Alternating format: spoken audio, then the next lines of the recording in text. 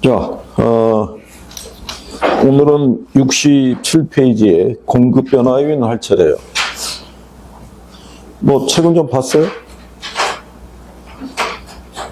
못 들은 채는 거 보니까 자, 공급 변화 요인도 별표는 하나 해줘야 되고,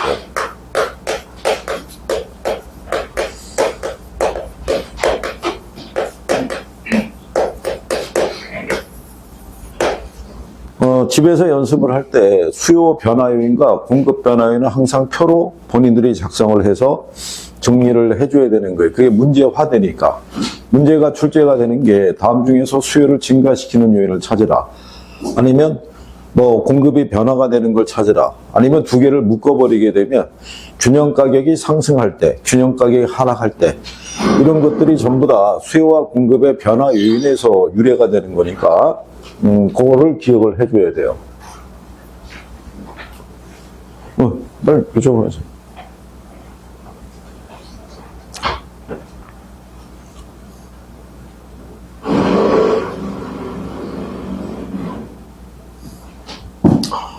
자, 그 공급 변화 요인에 보게 되면 공급 변화 요인 중에서는 제일 중요한 게 이거예요.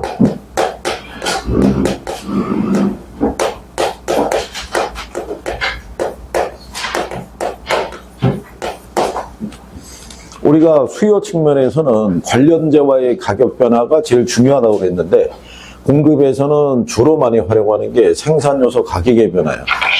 왜 생산요소 가격이 변하면 이게 어디에 영향을 주냐면 생산비에 영향을 주는 거예요. 그렇기 때문에 공급자들이 공급량을 결정을 할 때, 지난번에도 얘기했지만 공급자들은 소비자들이 원한다고 해서 원하는 양만큼 공급해 주지 않아요. 시장 가격이 생산비를 감당할 수 있는 수준까지만 공급해 주기 때문에 생산비가 만약에 상승하게 되면 공급을 줄일 수밖에 없어요. 시장 가격은 그대로라는 가정하에서. 그러니까 우리가 지난번에 배웠지만 얘네가 변할 때 가격은 어떻다고 그랬어요? 가격은. 가격은 불변이라고, 불변.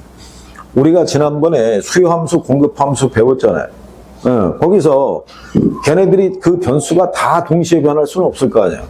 그럼 뭐라고 얘기했냐면 가격이 변할 때 다른 애들은 일정하다고 그랬고, 다른 애들이 변하면 가격은 변하지 않는다는 가정이라고. 그러면 시장 가격은 그대로인 상태에서 생산 요소 가격이 상승하게 되면 생산비가 증가하게 되니까 공급이 줄어들 수밖에 없을 거 아니에요.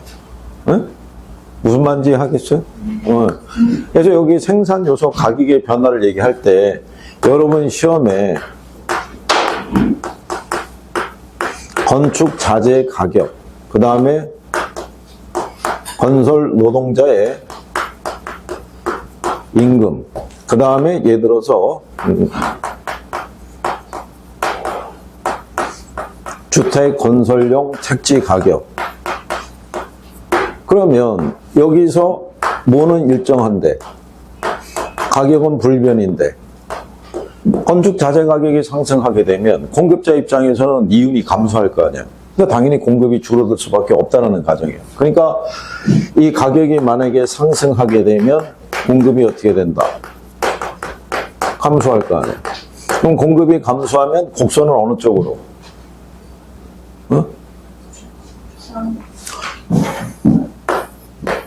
이렇게 있을 때,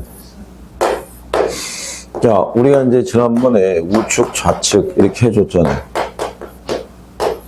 여기가 위에, 여기가 아래. 그럼 여기 이렇게 공급 곡선이 있었을 때, 공급이 감소했다는 얘기는 왼쪽으로 가는 거예요. 근데 왼쪽으로 가면서 위로 올라갔으니까 좌상향 또는 좌상방으로 이동했다고 얘기하는 거예요. 그러니까 이 공급 곡선이 좌측 이동한 거예요. 좌측 이동했다는 얘기는 공급이 어떻게 됐다? 감소했다는 얘기예요. 그러면 공급 곡선이 이쪽으로 가면, 그러면 얘가 우측으로 가면서 밑으로 방향이 바뀌었으니까 우하향 또는 우하방으로 이동했다는 거예요. 그러면 얘는 공급 곡선이 우측으로 이동했고 공급이 뭐 했다? 증가했다라고 얘기하는 거예요. 그러면 여기 이제 수요 곡선이 하나 이렇게 그려져 있다 그러면 수요가 불변인 상태에서 공급이 증가하거나 감소했을 때 가격이 어떻게 바뀌느냐, 이런 걸 물어보는 거예요. 그러니까 그러면 건설 노동자 임금이 상승해도 공급이 감소할 것이고 택시 가격이 상승해도 공급은 역시 어떻게 감소할 거 아니에요. 반대의 경우는 공급이 늘어날 거 아니에요. 시장 가격은 그대로인데 내가 생산 원가가 줄었잖아요. 그러면 이 상태에서 양을 늘리면 당연히 이윤이 커질 거 아니에요.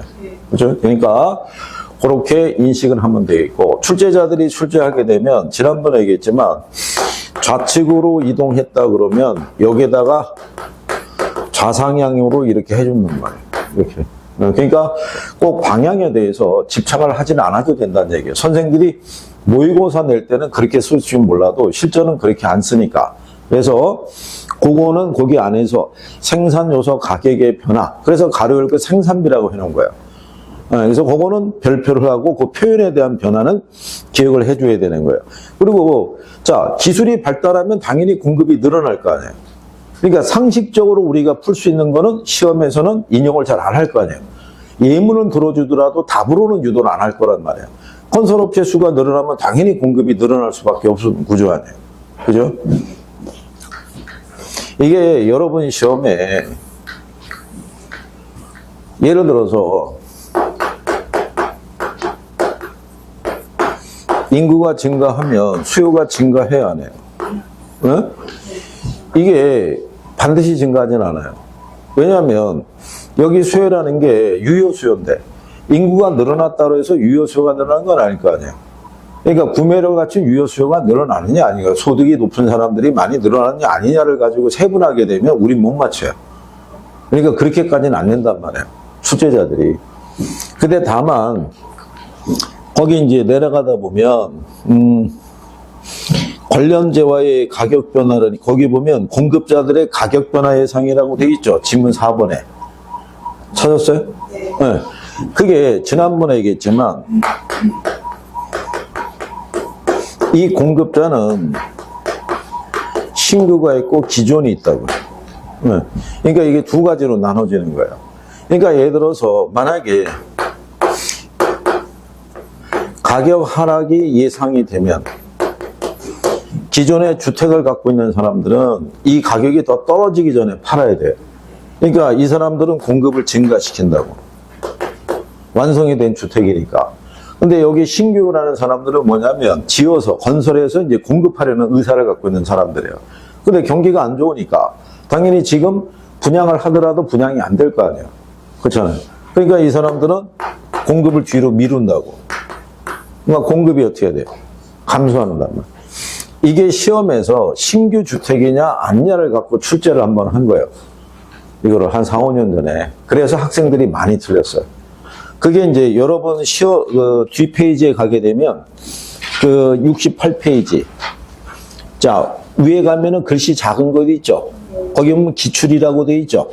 예, 거기 보면 2번에 신규 주택 시장에서 공급을 감소시키는 요인이 있죠? 주택 가격의 하락 기대. 그렇게 나온 거예요. 그러면서 찾으라고 줬던 거예요. 박스 안에서. 그래서 그거를 못 찾은 사람은 틀린 거예요. 그러니까 정확하게 인식을 해줘야 되는 거예요. 그래서 공급 변화에서 이제 이거를 알아두면 되겠고, 앞 페이지로 돌아오게 되면 거기 지문 7번에 관련제와의 가격 변화라고 돼 있죠. 이거는 지난번에도 얘기했지만 수요 측면에 대체제하고 보완제가 이해가 된 사람은 얘도 이해를 할 수 있어요.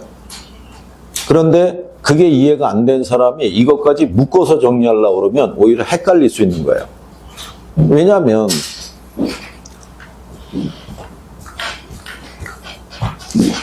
우리가 이 수요 측면에서는 이 사람들은 효용 극대화의 바탕을 둔 합리적인 소비 행위를 하려는 사람들이에요. 그러면 A제가 있고 뭐가 있을 때 B제가 있을 때 둘의 효용이 같단 말이에요. 같으면 이 사람들은 가격이 싼 걸 선호해. 그러니까 만약에 A의 가격이 상승하면 A의 수요가 어떻게 돼? 줄을 거 아니에요. 대신에 얘의 수요가 어떻게 돼? 그러면 효용이 같으니까 상대적으로 가격이 싼 걸 선호하는데 공급자들은 뭐를 추구하는 사람들이에요? 이윤을 추구하는 사람들. 그러면 얘네 요건은 뭐냐면 A하고 B를 했을 때 이게 비용이 똑같다는 얘기예요. 얘를 생산하든 생산비는 동일해. 그런데 A가 가격이 상승했어. 그러면 비싸게 팔 수 있는 애를 더 많이 늘리는 거예요. 그럼 상대적으로 가격이 싸진 애들의 공급은 어떻게 되겠어요? 줄어지는 거예요. 이윤을 더 많이 올릴 수 있는 곳으로 상품이 집중이 되니까. 그렇지 않겠어요? 그러니까 얘하고 움직임이 반대잖아요. 그런데 여러분 시험에는 공급 측면에서의 대체재 보완재 관계는 딱 지문 한 줄밖에 안 나왔어요. 아직은 왜? 이것만 내더라도 이게 분별을 할 수 있다라고 출제자들은 보는 거예요. 여기까지 내봐야 의미가 없다. 왜? 이것도 많이 틀리는데. 그러니까 얘부터 정확하게 정리를 해줘야 돼. 그러면 얘는 자동으로 반대 논리니까 구별할 수 있으니까. 자, 그 다음에 이제 뒤로 가게 되면 부동산 공급의 분류라고 그랬을 때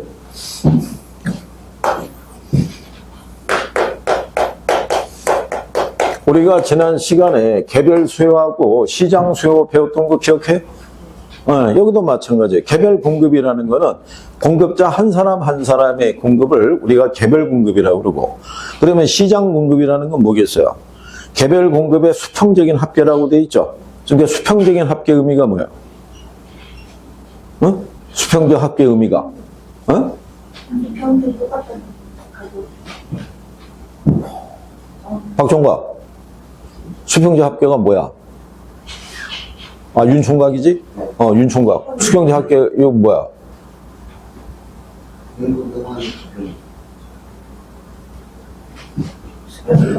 가격과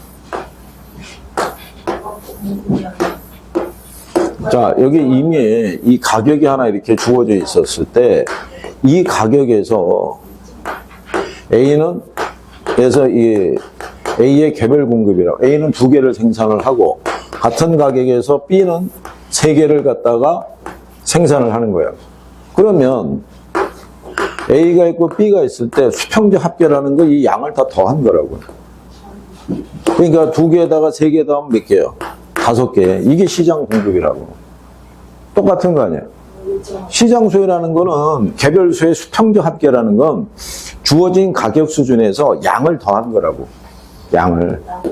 그래서 시장 공급을 구하려고 그러면 양을 기준으로 식을 정리해 줘야 된다라고 얘기했던 거 아니에요. 그래서 지난번에 기본적으로 한번 풀었던 거는 그냥 몇 배로 늘어났다라는 몇 배라는 표현이 있으면 그냥 n분의 1로 나누면 된다라고 알려줬던 거 아니에요. 기억나요? 그거 우리 했었잖아요. 여기 초반에 경제부터 빨리 개념 정리가 돼야 돼요. 그러면 정책론까지는 쭉 넘어갈 수 있어요. 근데 경제에 대한 요건이 내가 정리가 안 되면 매번 경제편으로 페이지가 못 들어와. 어렵다고 생각하니까. 그러면 모의고사 봐서 경제 문제 나오면 다 버리는 거예요. 그럼 일단 기본적으로 40문제에서 계산 문제 10개 버렸고 경제 5개 버리면 15개 빼고 내가 시험 보는 거 아니야. 그러면 25개에서 또 몇 개 틀리고 나면 20개를 넘어가기 어려운 거예요. 그거는 기본적으로. 그러니까 경제 파트부터 정리가 확실하게 돼 있어야 되는 거야. 응? 그 다음에 그 밑에 가면 토지 공급이라고 돼 있잖아요. 이것도 문제가 토지 공급이니까 토지의 물리적 공급이 있잖아요. 공급은 불가능해. 왜 물리적 공급이 불가능하다고 그런 거예요? 물리적 공급이 불가능한 이유. 아니, 앞에서 부증성 배웠잖아요. 부증성. 부증성으로 인해서 우리는 비용을 투입하더라도 물리적인 양을 늘릴 수가 없어서 얘를 완전 비탄력적으로 만들어준다라고 얘기했잖아요. 그러니까 물리적 공급은 안 되는 거예요. 그런데 이게 제약 조건이잖아. 그러면 이거를 완화시키기 위해서 우리가 만들어낸 특성이 뭐라고 그랬어요? 경제적 공급은 가능해. 이게 뭐 때문에 가능한 거예요? 아니, 용도의 다양성, 용도의 다양성. 우리가 자연 특성하고 인문 특성을 배웠죠. 자연 특성에서 주어지는 제약 조건을 완화시키기 위해서 우리 인간이 만들어낸 게 인문 특성인 거예요. 우리가 아무리 노력을 하더라도 노동이나 생산비를 투입하더라도 물리적인 양은 늘릴 수가 없어. 그래서 우리가 지난번에 이렇게 해줬던 거 아니에요. 이게 지구야. 지구는 단 하나의 거대한 땅덩어리 아니야. 그럼 이걸 물리적 양을 늘리는 건 불가능하잖아. 다만 우리는 이 안에서 용도를 지정해서 임지로 예를 들어서 70% 쓰고 농지로 예를 들어서 20% 쓰고 택지로 10% 정도 쓰고 있을 때 택지의 수요가 늘어났어. 그런데 이 수요가 늘어나도 이 물리적인 양은 늘릴 수가 없으니까 늘릴 수 있는 방법이 뭐라고 그랬어? 임지의 일부를 택지로, 농지의 일부를 택지로 용도를 변경을 해주면 공급이 늘어나는 효과를 가져올 수 있어요, 없어요? 있을 거 아니에요. 그래서 이렇게 돼 있단 말이에요. 이렇게 수직선으로 들어가는 게 뭐야? 이게 완전 비탄력적이야. 뭐가 변할 때? 가격이 변할 때 양이 전혀 변하지 않는 거를 얘기하는 거야. 어? 나중에 이제 여러분들이 배우겠지만, 만약에, 이게 안 보이네?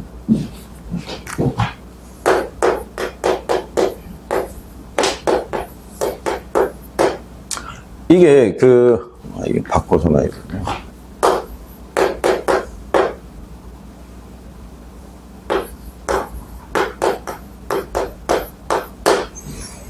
이렇게 수량이 앞으로 나와 있을 때는 이게 완전 비탄력적인 걸 얘기하는 거예요. 여기서 뭐가 변하더라도, 가격이 변하더라도 이 양 자체는 변화가 없는 거야. 항상 이 양을 표시하게 되는 거야. 이게. 근데 이게 만약에 P가 나오게 되면 이거는 양이 변해도 가격은 변하지 않는다는 걸 얘기하는 거예요. 그래서 그거는 문제가 나왔을 때 푸는 요령인 거예요. 이 앞에 뭐가 있을 때. 이런 논리라고 생각하면 돼요. 응? 그러니까 이건 뭐 문제로 안 넣어도 되는데 굳이 여기다가 72페이지가 보면 거기 문제 3번 있죠. 다음에 가로 안에 들어갈 내용으로 옳은 걸 물어봤잖아요. 자, 어떤 도시의 이동시 임대주택의 시장의 수요 함수가 800-2P고 공급 함수가 P1은 200이다 이렇게 돼 있죠. 앞에 P로 나왔잖아. 네, 이거는 완전 탄력적인 거야. 모든 양에 대해서 가격이 일정하다는 얘기예요. 근데 이게 앞에 수량이 나와 있으면 완전 비탄력적인 거예요. 모든 가격에 대해서 뭐가 불변이다. 양이 불변이라는 거예요. 그러니까 출제자는 그 안에서 힌트를 이미 준 거예요. 그럼 P가 나왔을 때 완전 탄력적이라는 것이 1번하고 5번 두 개밖에 없잖아. 그러니까 둘 중에 하나가 답인 거야. 그럼 우리가 만약에 찍는다 손치더라도 확률이 틀려지잖아. 5개 중에 하나 찍는 거하고 둘 중에 하나 찍는 거하고는 차이가 있어요, 없어요? 그러니까 이런 문제는 뭐냐면 그의 시험에 한 번 나오고 끝나는 거예요. 그의 시험에 난이도를 조절하기 위해서. 그러니까 틀려도 무방한데 그렇다는 얘기예요. 이래놓고 다음에 돌아올 때 지난번에 가르쳐주지 않았냐라고 얘기해봐야 소용이 없어. 왜? 기억이 안 돼, 기억이. 응? 자, 그러면 이 상태에서 이게 물리적 공급 곡선이에요. 수직선으로 되어 있는 애가. 그러면 이렇게 우상향하는 기울기를 갖고 있는 게 경제적 공급 곡선이에요.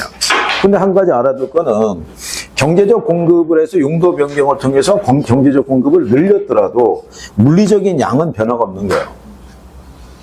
원래 제한된 안에서 아까 우리가 뭐라고 그랬어요? 지구는 딱 존재하는 양이 똑같잖아. 이 안에서 용도만 바꿔준 거지 얘 자체의 양은 변화가 없는 거를 나타내는 거예요. 그래서 물리적 공급 곡선은 수직선으로, 경제적 공급 곡선은 우상향하는 기울기를 갖는다라고 얘기해 주는 거예요. 무슨 말인지 알겠어요? 네, 그래서 그런 정도 알아주면 되겠고. 그 다음에 거기 보면 단기와 뭐가 있어요? 장기. 단기는 어떤 상태를 얘기했어요?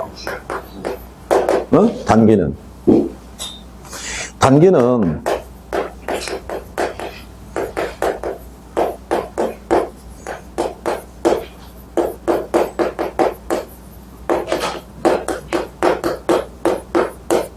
생산 요소의 이동이 제약을 받는 시기를 단기라고 얘기를 하는 거예요. 가령 예를 들어서 자 여기 A라는 공장이 있었을 때 생산 라인이 10개고 여기서 만약에 100개를 생산을 해내는 거예요. 그런데 갑자기 시장에서 수요가 200개를 요구를 해요. 그럼 현재 생산 라인에서는 200개를 못 맞춰주잖아요. 그러면 공급을 늘려줘야 되잖아. 공급을 늘릴 수 있게 하면 어떻게 해야 돼요? 그러면 얘네 입장에서는 처음에는 어떻게 하겠어요? 단계는 기업들의 입장에서는 인력을 갖고 조정하는 거예요. 생산 라인은 한정이 돼 있고, 그러면 기계를 들여오자니 돈이 많이 들어갈 거예요. 설비 투자를 하자니. 그러니까 사람을 고용을 해서 일일 3교대로 풀로 가동을 시켜보는 거예요. 그래도 생산 라인에 한계가 있으니까 여기서 플러스 한 10개 정도만 늘어나지 그 이상은 수요가 충족이 안 되는 거예요. 그러면 얘네 입장에서는 공장 하나를 또 만들어야 될 거 아니에요. 또 만들려고 그러면 뭐가 필요해요? 응? 일단 생각해봐요. 부지도 확보를 해야 돼. 건축의 인허가 받아야 돼. 기계도 수입해 들어와야 돼. 그거 하려면 돈도 있어야 돼. 사람도 채용해야 돼. 그러니까 얘네들의 이동이 제한을 받는 거야. 그러면 수요가 늘어나도 공급은 많이 늘릴 수 있다 없다? 없다라고 얘기하는 거예요. 대신에 장기가 되면 생산 요소 이동의 제약이 완화되는 시기야. 그러면 시간이 충분히 주어져 있으니까 부지도 확보했고 인허가도 받았고 기계도 다 수입했고 거기에 필요한 자금도 다 확보를 했고 사람도 다 충원을 했고 그래서 단기는 비탄력이라고 그러고 장기는 탄력적이라고 얘기하는 거예요. 그래서 그런 내용 정도로만 일단 알아두면 되더라. 가끔 지문으로 써요. 가끔. 그래서 그런 내용을 배워본 거고 면이 한정되어 있습니다. 자, 그럼 우리는 지금까지 수요와 공급에 대해서 이제 각각 배웠고, 그 다음에 이제 배우는 게 거기 70페이지에 가게 되면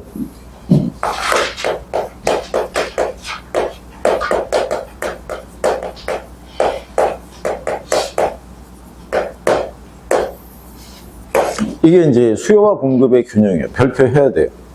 여기는 이론으로 나올 수도 있고 계산 문제로도 나올 수 있어요. 계산 문제로.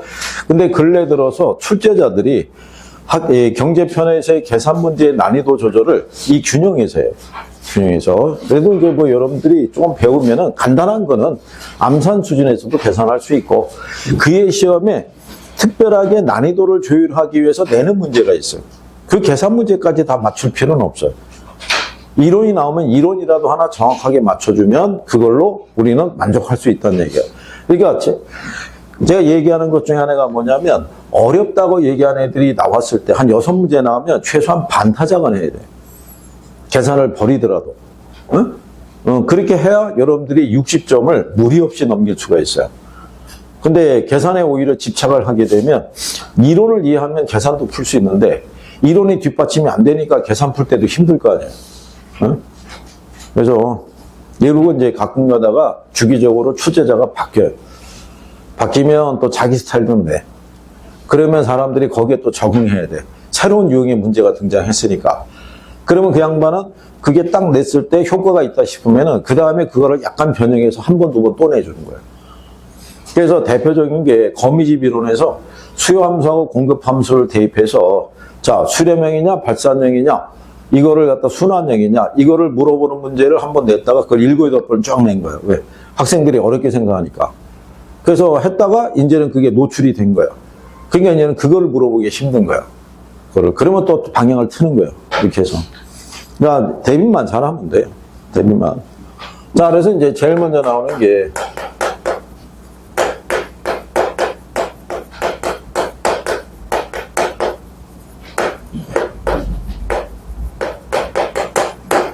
이 균형 가격과 이제 균형 거래량에 대해서 우리가 이제 배워가는 건데,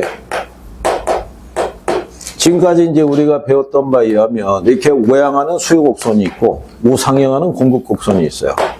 이게 균형이 만들어지는 과정이 있어요. 이게 총수익과 평균 수익과 이게 같아지는 점에서 공급에 대한 게 이제 쭉 주어지고 거기에 수요가 들어가서 균형 가격이 만들어지는 과정이 있는데, 뭐 그거는 뭐 지금 굳이 할 건 없고 나중에 5월이 되면 이제 심화 과정에서 한번 해보는 거예요. 이게 선생님 어디까지 가느냐에 따라서 틀려지는 거예요. 심화 과정이라고 해서 머리 아픈 거 해주면은 그러면 또 싫어해요. 여러분들이 가장 선호하는 건 뭐냐면 그냥 쉽게 간단하게 배워서 시험장에 가서 6점 맞으면 제일 만족하는 거예요. 그냥 어렵게 배우는 거 별로 안 좋아해요. 근데 기본적인 걸 가르쳐 주는데도 그걸까지도 버리면 소용이 없어. 아무 의미가 없잖아요. 최소한 몇 점 맞아야 돼요. 6점 맞아야 되잖아. 네? 올해 목표가 그거 아니에요. 시험 날짜도 정해져 있고. 그런데 올해는 여러분들이 유리한 거예요. 올해 시험일 며칠 날 봐? 31일이니까 작년 시험 대비해서 한 주가 더 주어진 거예요, 한 주가. 그러니까는 그게 마지막 주에 총정리하는 것도 점수 향상에 도움이 많이 돼요. 자, 시장 전체에 수요 곡선과 공급 곡선이 교차하는 점을 균형이라고 그러고, 여기서 결정된 가격을 뭐? 균형 가격. 여기서 결정된 양을 균형량 또는 균형 거래량이라고 얘기하는 거예요. 그러면 이 균형 가격 하에서는 생산과 소비가 일치하는 거예요. 균형 가격 하에서는 생산과 소비가 일치한다는 얘기는 공급량하고 뭐가 수요량이 일치한다라고 얘기했던 거예요. 지난번에 얘기했지만, 왜냐하면 이게 시장의 균형 가격이 이렇게 100원이라고 주어져 있고 균형 거래량이 100이라고 가정했을 때 이 가격 수준에서는 생산자나 소비자가 다 만족할 수 있다는 얘기예요. 생산자가 100개를 생산한 이 가격을 받아서 100개를 생산하기 위해서는 최소한 받아야 될 보수가 있어요, 없어요? 있을 거 아니에요. 최소한 못해도 이 사람은 80원은 받아야 되는 거야. 그러니까 이 80원이 뭐를 나타내냐면 이게 생산비야. 그러면 우리가 생산비를 구성하는 가장 중요한 요소가 뭐냐면 토지와 노동과 자본에 대한 것을 얘기를 해, 크게. 그러면 여기서 얘가 20원, 예를 들어서 얘가 30원, 얘가 20원, 얘가 20원 들었어요. 그럼 기본적으로 얼마 들어간 거예요? 70원. 여기다가 생산자의 이윤이 들어간다고. 그러면 이 생산비 안에는 생산자의 정상 이윤까지 반영이 되어 있는 거예요. 그럼 80원을 받으면 손해는 아니란 얘기예요. 그런데 시장 가격이 얼마예요? 100원에 결정이 됐으면 생산자들은 이 면적만큼 이윤을 얻는다고 생각할 거 아니야. 이거를 우리가 생산자 잉여라고 그래요. 이거를. 그런데 이게 우리가 지난번에 지대론 배운 거 기억해요? 네. 11월, 12월 사이에? 이 면적이 뭐였어요? 이 면적이. 또 못 들은 체 하는 거 보니까 기억도 안 나는 거지. 괜찮은 거예요. 그냥 또 계속 반복하는 거예요. 기억이 안 나는 거를 또 해보고 하는 거예요. 그냥 다른 게 뭐 있어? 자, 그 125페이지에 가보면 125페이지 거기 중간 하단에 보면 큰 제목이 전용 수익과 경제지대라고 돼 있죠. 한 페이지 넘기면 그림이 있어요, 없어? 그래프 있잖아. 맨 왼쪽 그래프. 이 상태는 이 상태. 여기 생산자 잉여를 지대론에서는 경제지대라고 얘기하는 거예요. 무슨 지대? 경제지대. 그러면 여기 있는 요 생산비를 얘기한 여기가 뭐냐면 이게 전용 수입이라고. 생산자가 생산하기 위해서 받아야 될 최소한의 보수 개념인 거예요. 그거를 초과한 게 경제지대라는 거예요. 무슨 말인지 알겠어요? 그래서 생산자의 총 수입은 전용 수입과 경제지대 합으로 되어 있는 거예요. 여기서. 자, 다시 이제 본문으로 돌아와서. 전에 나중에 지나면 다 익숙해져. 이렇게 해가지고. 그러면 소비자도 이 상품을 구매하기 위해서는 내가 지불할 수 있는 가격이 있잖아. 그렇잖아요? 그러면 최소한 자기가 원하는 효용이 충족이 돼야 될 거 아니야.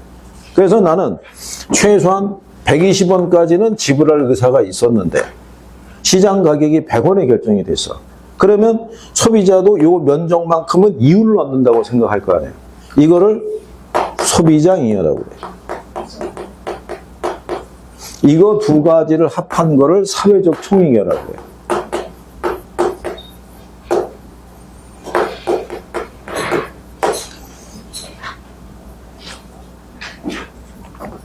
무슨 말 이해하겠어요? 네. 그래서 사회적 총익여까지 얘기하는 거는 작년 시험에 사회적 총잉여에 대한 것이 이제 언급이 된 거예요.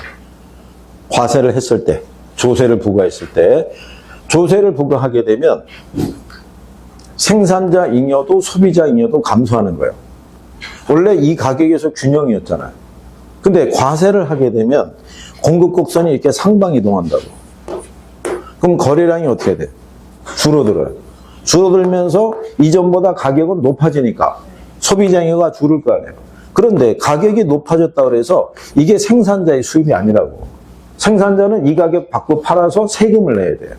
세금을 내고 손에 들어오는 게 이만큼이라고. 그러니까는 소비자잉여도 줄고 모두 줄어들어요.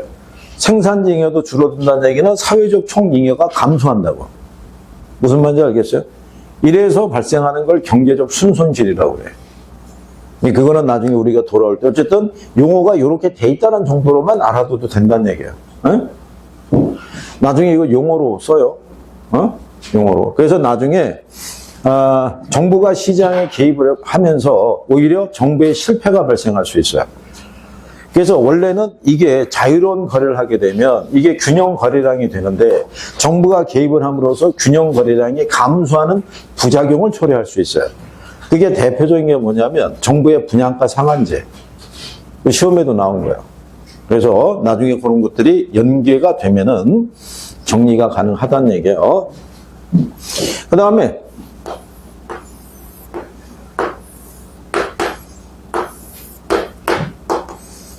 자, 이렇게 이제 균형 가격과 균형 거래량이 이렇게 주어져 있을 때 이 가격은 변할 수 있어요, 없어요? 가격은 변할 수 있어요. 가격이 만약에 상승했어요. 가격이 상승하게 되면 자, 수요량은 어떻게 되겠어요? 응? 수요량은 감소하는 거예요. 공급량은? 공급량은 증가할 거 아니에요. 응? 여러분들이 앞에서 수요 법칙하고 공급 법칙을 배웠잖아요. 수요 법칙이란 수요 법칙이란 아니 다른 조건이 일정할 때 가격과 수요량이 반비례 아니에요. 반비례. 가격이 상승하면 수요량은 줄어야 될 거 아니에요. 공급 법칙은 가격과 공급량이 비례니까 가격이 상승하면 공급량은 늘어야 될 거 아니에요. 그러면 여기서 무슨 현상이 발생하는 거예요? 자, 이렇게 생각합니다. 공급에 비해서 수요가 부족하거나 수요에 비해서 공급이 많은 상태를 뭐라 그런다? 그걸 우리가 초과 공급이라는 거예요. 초공급. 그러면 사려는 사람보다는 팔려는 사람이 많은 거예요. 그러면 우리가 지난번에 이거 설명해 줄 때 김장철에 배추 가지고 얘기해 줬어요. 자, 예를 들어서 농부가 생산자가 배추를 1000포기를 들고 왔어. 그래서 포기당 1000원 받으려고 갖고 왔어요. 근데 시장에서 김장에서 소비자들은 필요한 게 800포기밖에 안 돼. 그러면 지금 수요에 비해서 뭐가 많은 상태예요. 공급이. 그런데 배추는 우리가 저장하기가 쉽지가 않아요. 시간이 지나면 얘는 썩어서 없어질 거 아니에요. 그러면 아니 생산자 입장에서는 올해 김장철에 이 배추사 소진해야 돼. 계속 둘 수가 없잖아요. 그러면 어떻게 해? 원래 포기당 1000원 받았던 거를 포기당 800원을 맞춰주든가 2포기 사면 1포기는 추가로 내가 하나 더 얹어준다든가 그러면 팔려고 한 농부들이 많은데 사겠다는 사람이 부족하게 되면 공급자 간의 경쟁이 발생하는 거예요. 그죠? 그러면 가격이 어떻게 되겠어요? 떨어질 거 아니에요. 그럼 가격이 떨어지면 어떻게 돼? 수요량은 늘어날 거 아니에요. 그러면 가격이 하락하면 공급량은 어떻게 돼? 줄어들 거 아니에요. 이 조정 과정을 거쳐서 다시 원래 무슨 상태로? 균형 상태로 회귀한다는 거예요. 그러면 초과 공급이 발생하면 가격이 어떻게 돼요? 하락하는 현상이 나타난다는 거예요. 기억해야 돼요. 초과 공급 상황이면 가격이 어떻게 돼요? 하락하는 거예요. 하락. 이게 바탕이 돼야 균형의 이동을 여러분들이 문장을 보고 판단할 수 있는 거예요. 네? 예를 들어서 자 균형 상태에서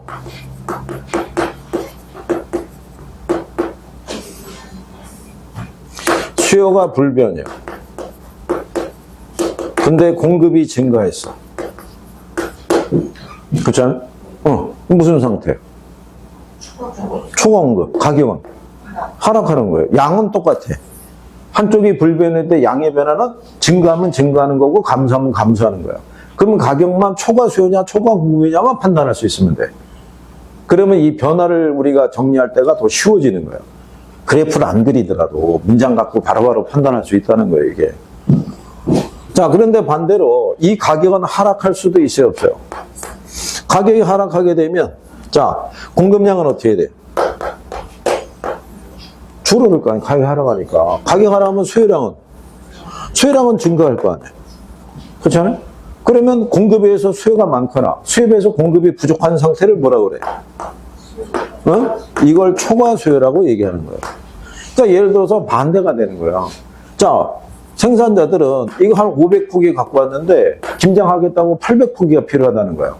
그러면 처음에는 포기당 1,000원 받고 팔려고 갖고 왔는데 찾는 사람이 워낙 많아. 그러면서 막 경쟁이 붙어, 자기들끼리.